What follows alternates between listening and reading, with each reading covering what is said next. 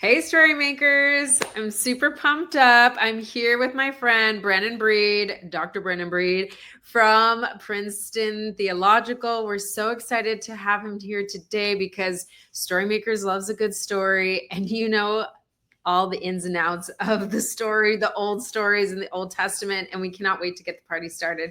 So Brennan, let us know who you are. I'm so excited to have you. Catherine is Brennan's wife, and shout out to all the Lily cohorts. She is leading the charge in that space, and that's how I got to know Brennan. So Brennan, let us know a little bit about who you are and how your story has been captured by God's story. Thanks. Thank you so much for having me. StoryMakers is wonderful. My family and I are huge fans, as you can see from all of our StoryMakers gear that we have around here. Oh yeah. So yeah, it's a wonderful what you all do, and it's so exciting and creative, and it really is a breath of fresh air in a space that sometimes feels like it needs a little bit of creativity. So in any event, thank you all for what you do. So for me, I grew up, and my parents lived in New York when I was born. So lived in the city for a little bit. And then we moved out to the countryside, out to Colorado, to the middle of nowhere south of Denver. And when I was a little kid, I used to wake up and look at the mountains, and I used to love seeing the sunrise come over the mountains. And it's very biblical. The Bible associates the tops of mountains with God's presence. And I think I got that as a little kid, waking up and seeing these awe-inspiring, beautiful Rocky Mountains. And to me, that was always something that I associated with God, was the beauty of nature, but also wonder and awe and reverence. My parents would read Bible stories to me as a kid, even just the unfiltered, uncut Old Testament. We got all of Exodus and Deuteronomy, the real deal. Gen X, shout out to Gen X right here. Right, parents were a little free with the parenting. Yep. And so yeah, we read Daniel when I was a little kid too. But my imagination really got captured when I was in college. I started to volunteer with youth ministries like Young Life and with the church ministry and helping out kids read the Bible. All of a sudden, I got much more interested in the Bible as well and started to see some of the power of stories to help change kids' lives. So my life was changed in the process. After college, I went to Virginia Beach to teach algebra, but also in a high school, Frank W. Cox High School in Virginia Beach, shout out. But I also was working at a Galilee Episcopal Church, and so was Catherine. So we lived next door to each other at the beach. Catherine and I both working with the youth ministry there. And in the process, I discovered that I really loved teaching about the Bible. And I love teaching algebra, but even more so, I love teaching about the Bible. So that was when Catherine and I both went to seminary at Princeton Seminary. And that started our trajectory, both working now in theological education. So cool. Well, one of the things that I love so much about your story is that you're involved in youth ministry, which is, I think, a core place for so many of us who are in ministry now. So shout out to all of you who are youth ministry. Maybe you're eating too much pizza, staying up way too late. You're making a huge impact. And you never know where your story's going to go. It's not maybe going to stay in the adolescent space. Lots of shift shaping happens. Just hang in there. It's really important. The other cool thing I love about your story too, Brennan, is I think you have an amazing curiosity, and what we love to talk about here in Storymaker world is breathing new life into the old stories. Mm-hmm. And when I was doing Sunday school, I was coming across all of these stories and thinking, what this is wild. And when you begin to visualize them and imagine them and the details that come with them, like seraphim and all sorts of wild characters, giants, whales, all sorts of things are happening there. So it's no wonder that your imagination was captured, and this is where your work and life is. I can only imagine how much fun it is to get into the weeds and the details in this space. But today we're going to talk, friends, about Daniel, because Brandon knows a lot about the book of Daniel. And I don't know, some of you may be confused about Daniel. I was as a kid. It's kind of a confusing story and lots of plot twists, lots of twists and turns. We kind of stick with the lion's den, and sometimes we get stuck in the furnace. But beyond that, what is Daniel all about? So Brandon's going to break it down for us. So grown-ups, this is great because when you're thinking about talking about these big stories with your kids, you really need some tools and tricks of the trade to get there. So it doesn't just fly over their heads. But maybe, Brandon, you can set the picture up for us. How should we be thinking about Daniel? And then we'll talk about how do we talk to kids about Daniel? Yeah, thanks so much. And yeah, I got interested in the book of Daniel when I was in my PhD program at Emory University. And my advisor, Carol Newsom, she was working on the book of Daniel. And so I kind of had to pay attention to it a bit. But I remember the first couple of days of class when we were reading it, I was really captivated. I mean, these are wonderful and beautiful stories. They're troubling stories, but also that shift to apocalyptic literature in chapter 7 is a pretty abrupt one. And I ended up realizing that the stuff that I thought was kind of embarrassing or maybe a little bit like offensive, it's just kind of weird stories, Yeah, like I was going to die in the end or something, I ended up realizing that those are incredible stories of hope. So one of the things I really love about the Bible, and one of the things I like to study as a scholar of the Bible, is what's called reception history. It's kind of a strange term, but really what it means is what the Bible has done. So a lot of biblical scholars want to study the ancient world, like the context of origin, like where did the Bible come from? Who wrote this story? I love those questions too. And I think it helps us so much to try to understand, like, where did this Bible come from? What was normal for these folks? If you were like studying literature of today, right? But you lived like 2,000 years in the future. So if you're studying literature from the year 2025, right? Yeah. And you were reading like, I don't know, whatever, the Harry Potter books or something, you might need to like understand something about the year 2020 or 2010, whatever, in order to kind of get what that literature was really about. And in the same way, for us to really understand these ancient folks who were trying as hard as they could to express who God was, this God that they had met in the world, but they could only express it in the words that they already knew. They could only express it in the ideas or symbols or images that they already knew and were already familiar with. So when we read these stories, they come to life if we think about that ancient context. But as a biblical scholar, I'm also interested in what people have done with these stories since. Like, how have they made a difference in people's lives and in the world? So like, what kind of art have people made who have read the book of Daniel? Or what kind of music have they made? Or what kind of films have they made? All of those, I think, are really amazing. Context is everything, right? So it sets up the stage, and you kind of want to have a picture of where the story is coming from and who the people are. And their frameworks, so you can get your head around it. But then, outside of that context, then what? Yeah. And in the book of Daniel, one of the things I realized when writing about and thinking about what people have done with this is that, it's made some crazy stuff. Like, people have made predictions about the end of the world. Lots of them, none have come true so far. So some people have used Daniel in some strange ways that haven't made a lot of sense. But also, I just time and again came back to groups of people who were in real trouble and reached out to God and trusted, because they had read the book of Daniel, they trusted that God was going to be with them in their worst moments, and that God would pull them through. And that the thing they really had to do was just have faith. That seems to be the core message of the entire book of Daniel, is that God is with you to the very end. And that like all you're asked to do really is just to believe that God is with you. I mean, the book of Daniel doesn't tell you to start a revolution or to try to like fix all of the problems in the world. Of course, it's a good thing to try to fix problems, but the book of Daniel really tells you that your job is to just believe, trust that God is with you and that God loves you and that God is for you. And to me, that's a really powerful image, and it's worked in all these amazing ways throughout history. That's so cool. Well, you know what? When the book begins, it's like Daniel being captured. There's so many scenarios throughout Daniel where he has no control over his future. Yeah. He's forced in a way, like, I mean, I don't know what he could have. There's so many scenarios where he has no control. And I think that that's so true for us in our own life experiences, where there's so many things that we don't have control of. And what I love about Daniel too is you can really see the ways in which God is moving and stepping into those spaces. And that happens for us too today. We're not stuck in a furnace, but it may look like something totally different. So Brandon, if you were like looking at the whole text, the body of work, how would you section it off? Like what is happening kind of section by section? Yeah, great question. Yeah, so the book of Daniel really, it makes a lot more sense if we do think of it in terms of these groupings or sections. It's really a book in two parts. So chapters 1 through 6, and then chapters 7 through 12 are two almost entirely different books. They're in two different genres or like types of stories.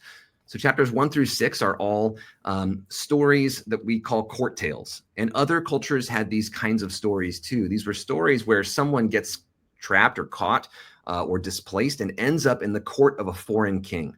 And they're put in these kind of tension situations where they have to choose between their own loyalty to themselves and their community and like loyalty to the empire and loyalty to the king. Or like, how do you kind of do your job so you don't get killed or fired, but then also not put your people in danger, right? Yeah. But also, how do you like survive and how do you keep your identity? And so, like I said, there were some other people, other cultures that, like say the Babylonians displaced.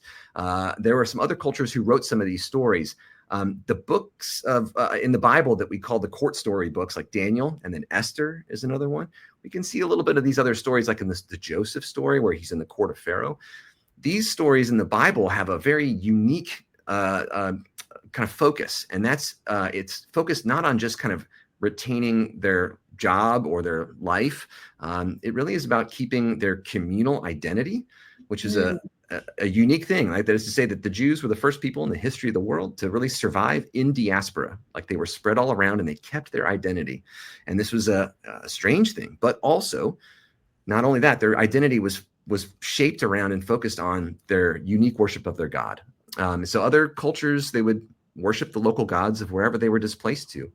But the Jews, they stuck out. They stuck out because they stubbornly refused to worship other gods, and they worshiped their own, which put them at danger and put them at risk. And so we see this come up in Daniel 1 through 6. All those first 6 chapters, each chapter is its own story.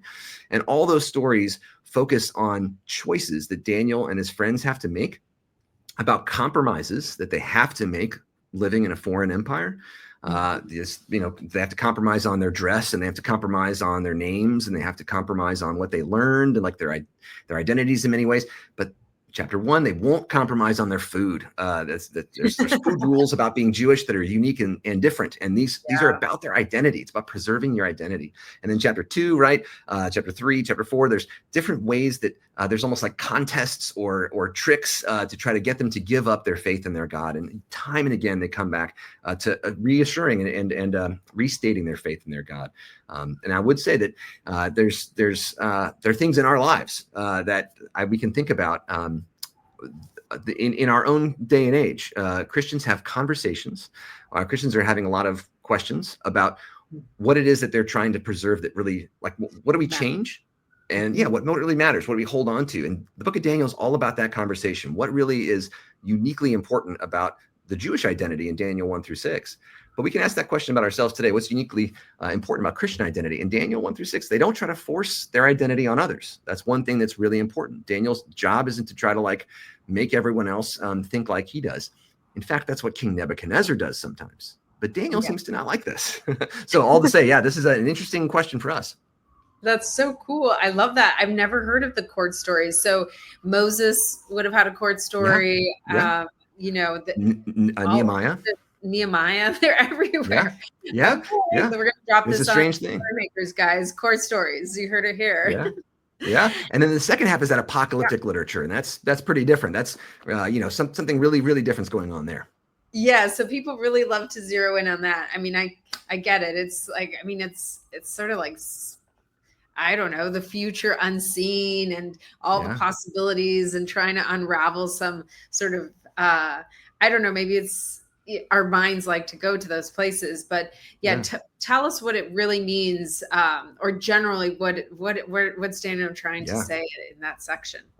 Yeah, so chapters 7 through 12 are part of this other genre. So court stories is chapters 1 through 6. Chapter 7 through 12, everything changes. It's almost like going from like a romantic comedy to like a horror film. Like everything changes. But what stays the same is the character of Daniel. And what the new genre, or the new type of story that we enter into in chapter 7 is, we call it apocalyptic literature. And it's a very unique genre in the ancient world. We think Jewish folks invented this. That is to say, what didn't exist before ancient Jews. The authors behind a lot of books is like a huge explosion of apocalyptic literature in the couple centuries before the time of Jesus. So that is to say, there's this like huge body of literature. And so the Dead Sea Scrolls preserve a lot of these books that didn't make it into the Bible, but that were Jewish apocalyptic literature, like the Assumption of Moses and the War Scroll. Yeah. And these things are all, they are basically about a fight, a big contest that's happening between the forces of good and the forces of evil. And the forces of good look like they're losing. And it looks like God, who's behind the forces of good, is weak. And actually the forces of evil are going to win. And the forces of evil are tied to these big imperial powers that are almost making a mockery of the idea that the God of Israel is important, because they're destroying Israel, they're destroying the people of God. And the secret of apocalyptic literature, the secret that is revealed, apocalypse really means to unveil or reveal something. That's what that word means. We really got into the secret in the 90s. Yeah, that's right. So that secret is that, God actually secretly is on the side of good and will overpower evil one day. So this is like the big idea. Now, I'd say that the books, that two halves of Daniel, really do hang together. The first and second part of Daniel, those chapters 1 through 6 and then 7 through 12, are the parts of the Bible that use one word more than any other book in the Bible, and that is sovereignty. Sovereignty, so like political power. And the idea there is that the sovereignty in the world, like when you look around, who has the power in the world, it doesn't seem to be God. It seems to be bad people. And wherever you look, there always seem to be people who are not following what God wants to do, right? And they're looking out for themselves, and they're hurting others, or they're hurting the environment. They're hurting, there are people who are, it sort of, there seems to be some bad stuff going on in the world, and it seems that God is not in charge. And the book of Daniel says, actually, secretly behind it all, when the world doesn't seem like it, God is actually in charge. So for Daniel and his friends, they're in exile. Their city's been destroyed. Their city with the temple that God was supposed to be in, the Davidic kingship looks like it's gone forever. Everything they had hoped in as like a sign, a tangible sign of God's presence and power and love, seems to have vanished into thin air. And the world seems to be controlled by this evil empire. And anyone who had two brain cells to rub together would say Yahweh doesn't exist, or it isn't strong, or died, or, why would you keep believing in your God? And lots of ancient peoples gave up on their identities, gave up on their gods, and just joined in with the big empires.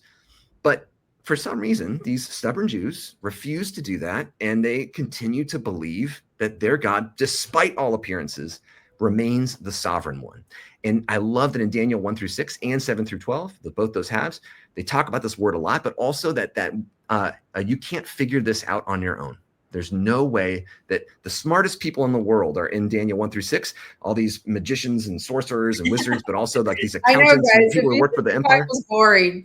Daniel especially, it's like, then they brought the magicians, and then they got the sorcerers. You're like, this is like the best book ever, guys. Yeah. And so all these smart people cannot figure it out. But Daniel isn't smarter than anyone else necessarily. He is smart, but he just prays. And God reveals to him the secret that God has actually been in control this whole time. And that if you look at Daniel, like Daniel chapter 1 doesn't blame the exile on their sin. Chapter 9 does, but that's later. But Daniel chapter 1 seems to suggest like God allowed this to happen for an untold reason. And if you look at Daniel chapters 1 through 6, Daniel's not really the main character. It's really Nebuchadnezzar, the one who changes. Nebuchadnezzar over time ends up understanding that this God, the God of these dispersed Jews, actually is the powerful one behind all of the power in the universe, including his.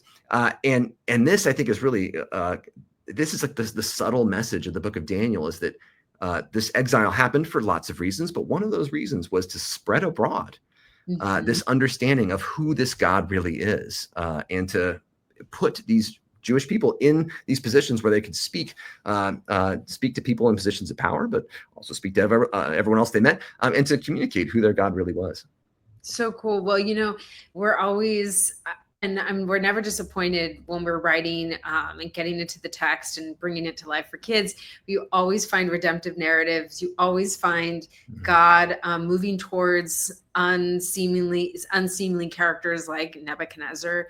And then there's always hope. I remember writing this zine last year, right after this is December 2024. So everything had sort of Israel, Palestine, there's so much unraveling, and I think a real heaviness in the world. And going through Daniel, I found so much hope.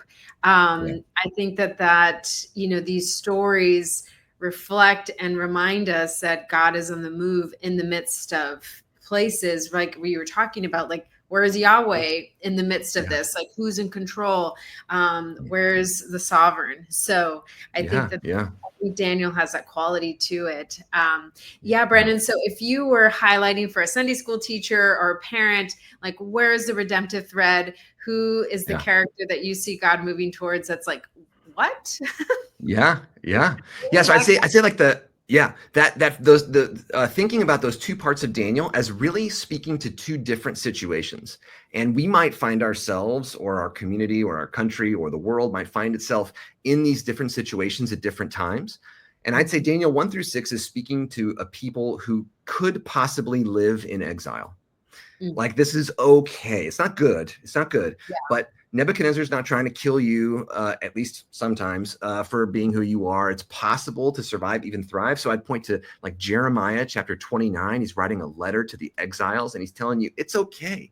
You can live in Babylon, pray for the peace of Babylon, try to live there, plant gardens, get married, have kids, and so on. This is all, it's not all good, but God is with you in all of this. And the work that you're doing to preserve your identity, your community, and your faith, and pass it on to the next generation is going to reap more than you could imagine, right? So that's one way to think about it. Daniel 1-6, I think, is for those situations.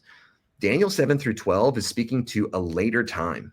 So Daniel's having visions of much later in history, and he's having visions of after the time of Alexander the Great, after the Greeks have conquered kind of the known world for folks who lived in the Middle East. So Daniel's having these visions of a time that's very different, when it's not possible to continue to believe that God is just, it's difficult to survive in exile, but it's possible. Daniel's having visions of a time where it's not possible. And this is a vision of a future time, and we think it's the year 167 BC. So it's this time when a Greek king got really angry at the Jewish people who were living in Jerusalem. They had come back from exile, refounded Jerusalem. And this Greek king wanted to basically take all the money out of the temple.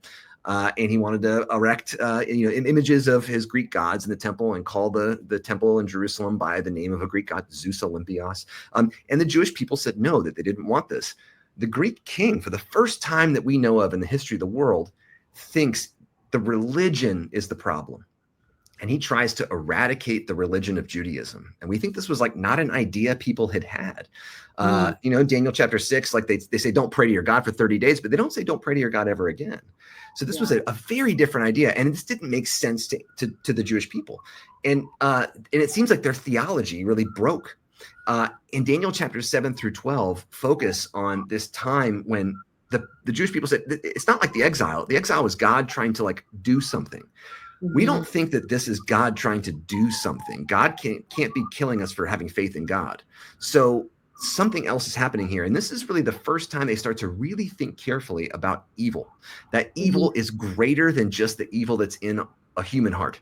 There's something really kind of bigger out there. And so they start to ask these deep questions about the evil in the world. And so Daniel 7-12 is God revealing to us that, there are events that happen in this world that are different from the exile, and it's really not me. God's saying it's not me doing this. This is an evil power that's greater than humans, but it's less than me. But that's what God is asking us to trust, is that God is going to eventually set the world to rights. So I think these are like the two. If you find yourself in a place where it's almost impossible to have hope, Daniel 7-12 really is written for you. And this could be a personal issue, it could be a communal issue, it could be a national, global issue. Daniel 1-6 is really written to give advice to people who find themselves in livable but difficult situations. And so I think, if we see those differences, we can appreciate it for the full spectrum of theology that it offers. Yeah, that's so cool. I mean, it's so helpful to have it broken out, because if you just trying to digest it as like one big story, it's just you can't understand it. It's too confusing. Yes, I mean, right. It's really, really confusing if you don't have it broken out in that kind of a way in your mind. But also pictures help. So yes, they help so much. And these are beautiful pictures. That really, like, if you're really tripped up, the going through the kids stuff is really helpful. Like reading a kid's Bible around the context is really, really helpful. And we try to really break it down too and make it accessible. But I think that there's so much visual imagery in the book of Daniel. And so I think that really helps understand or be able to see how big the context of it all is. But you do have that sense of awe and wonder, like the big mountaintop. Like you're like, this is like otherworldly and beyond us in so many ways. It's just such a big, it's such a big reveal. I would say, and so the pictures and the imagery really help tie it all together. So So Brandon, what's your favorite story in the book of Daniel? I know we usually think about like the furnace, or we think about the lion's den. Is there something that really sticks out to you that captured you? I gotta say, I like all the big hits. I like the greatest hits of Daniel. The lion's den and so on. But really, my favorite is Daniel 12, and it's the shortest chapter in the book of Daniel. And if we're going to break out the second half of Daniel, we'd say chapter 7 is a vision, chapter 8 is a vision, chapter 9 is a vision, or a story and a vision. But then chapters 10 through 12 are really kind of like one unbroken story, and it's in different parts. But chapter 12 is really the end of this big, long vision about the end. I love it because it's really the earliest clear reference to resurrection in the Bible. There are little hints here and there before this, but this is the first time anyone really put to words this idea that death is not the victor. That if you read a lot of the Old Testament, like, when Jacob dies, he's like, well, I'm old and full of days. And, and he's really sad that his son died. But everyone goes down to Sheol, or David dies, he goes down to Sheol. You can go down to Sheol happy, or you can go down to Sheol sad. But Sheol is this place of the dead. And it's like they don't have a lot of deep thoughts about what happens after death. They just kind of accept it. And they say, to be continued, right? Someday we'll figure this out. So that's really StoryMakers always say someone dies. We say like, and they were no more. And they were no more. And they were no more. That's right. And they were no more. And this really is. I think this is this picture is beautiful. This book at the end, right? And this idea that there's this book, right, that God has, and that this book tells us that our lives are not ended with death, and that there is something more than that God's power over life is actually greater than death itself. Yeah, it's beautiful. Yeah. And I do think that this is, the core of the Christian message. And it's something that, becomes more clear over time within the Christian community. But it's this little glimmer, I think, that is beautiful and wonderful for the Easter season too.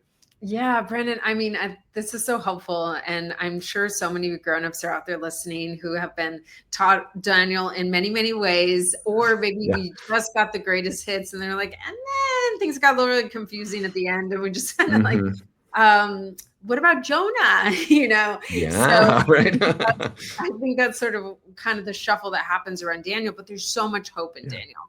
I would say definitely take a deep dive into Daniel. And also, I feel like it holds the weight of the things that we're all sort of dealing with in this world, right? Like you were talking about, be individually, communally, like globally, like the weight of the world kind of feels described in this book, and it kind of handled in a way, and that it's not too big for Yahweh.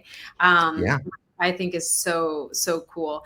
Brandon, when you think about Daniel, and you're an art historian also around biblical text, is there a specific piece of art or visual language that you're like, go check this out? This is a great way to kind of digest or like dig into Daniel.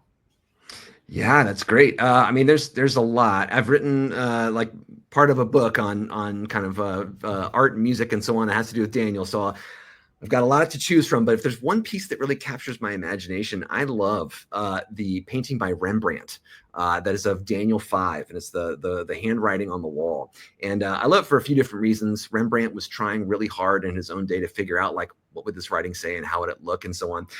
But, it's got the disembodied handwriting on the wall, but also just the look on Belshazzar's face, the king's face, is to die for. But it's this moment of the deep surprise from someone who thought that they had the world in their hands, right? That they controlled the world. And the hand is like a metaphor for power all throughout the Bible, the hand of God or the hand of a king. And in fact, Nebuchadnezzar says in chapter 3, who can save you from my hand? And so this disembodied hand shows up and begins to write the truth of the world and of history and of the judgment of the world on the wall. And this king who thought the world was in his hands realizes that it's somebody else has power, but it's unclear to him who it is, who's behind the hand, like who's it connected to. And that moment of shock, but also of mystery, I think is something that really sparks my imagination. I love that chapter too. It was one of my favorites. It was really fun to work with the artist on the disembodied hand. Oh, this is a great picture in here. Yeah. I was just like at dinner party, and then just this giant hand shows up and starts writing things. Like, what? That's awesome. What was in the wine? But I think this is a great takeaway for us to kind of segue out. Grown-ups, I think this is a great conversation to have with your kids at dinner or lunch or in the car, whatever. But just this idea that I think kids can relate to this idea where that they have little to no control sometimes of their own world, and teens as well.